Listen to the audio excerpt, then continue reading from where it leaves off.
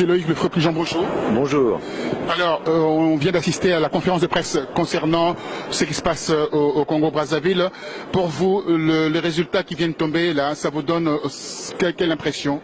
Écoutez, je suis venu exprimer ma solidarité avec l'opposition du Congo, que je connais bien, aussi bien le général Jean-Marie Mokoko, que j'ai connu dans les années 89, que pratiquement tous les opposants aujourd'hui, et en particulier Charles Zakari Bouao, qui est un ami de longue date.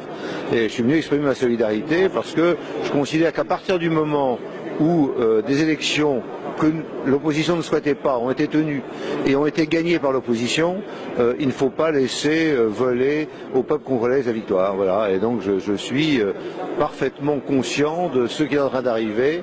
C'est une mascarade en plus relayée bizarrement, puisque d'un côté on enlève Internet et on enlève le téléphone, ce qui n'arrive dans aucun pays du monde aujourd'hui à part la Corée du Nord, et de l'autre on moleste les journalistes et la grande presse ne s'émeut pas, y compris la grande presse qui a été molestée. Alors je suis absolument ahuri, je veux dire, je suis effondré, voilà, effondré de la réaction de la grande presse à ce qui vient de se passer là-bas à Brazzaville.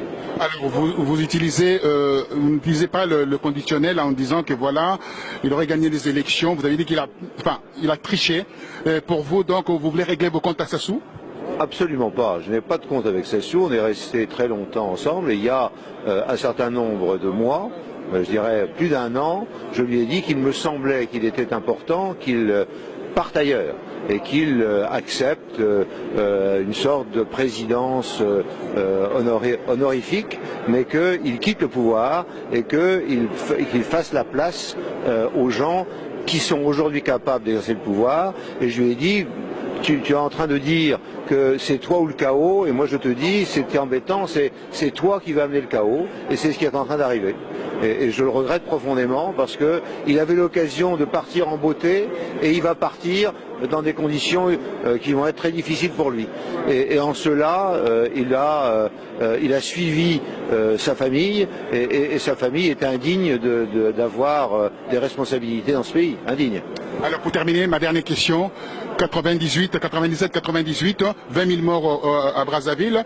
Est-ce qu'on revoit ces drames, ces drames qui va pouvoir, ça pointe à l'horizon? Écoutez, moi, en ce qui me concerne, c'était moi qui étais en poste en 90-91, et à qu'à je sache, il n'y a pas eu de trouble pour l'alternance. Et c'est moi qui, à l'époque, ai dirigé l'alternance. En ce qui concerne 97, c'est mon successeur qui a dirigé les choses, et vous avez vu le résultat, et c'est pour éviter ce résultat de 97, pour éviter, moi j'ai pleuré quand je suis arrivé après la guerre civile, quand je suis arrivé à Brazzaville, j'ai pleuré en disant mais c'est mon pays qui est ça, c'est pas possible, et je veux éviter ça, et c'est la raison de ma présence ici. Il faut absolument que le président Sassou comprenne qu'il est temps de partir. Il sera chassé comme au Burkina Faso, comme Blaise Compaoré? C'est à lui de le savoir.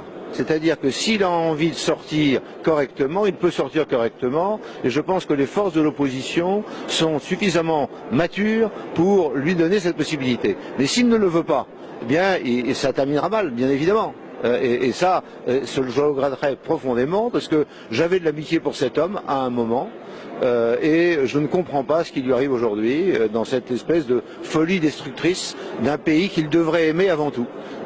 Moi j'aime le Congo-Brazzaville, et je pense que le président devrait l'aimer aussi et considérer que sa tâche aujourd'hui est finie et qu'il faut qu'il laisse à quelqu'un d'autre le soin de gouverner.